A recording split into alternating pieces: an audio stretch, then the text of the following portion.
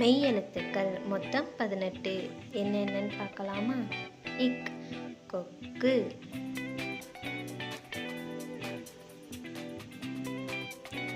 இங் சங்கு, இச் தச்சர், இஞ்ச் ஆரஞ்சு, இட் லட்டு, இன் கண், இத் நத்தை, இன் பந்து, இப் பாப்பா, இம் மாம்பழம்,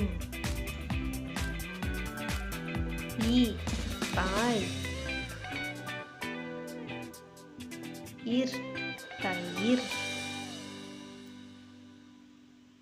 இல் பல்லி, இவ் வௌவால்,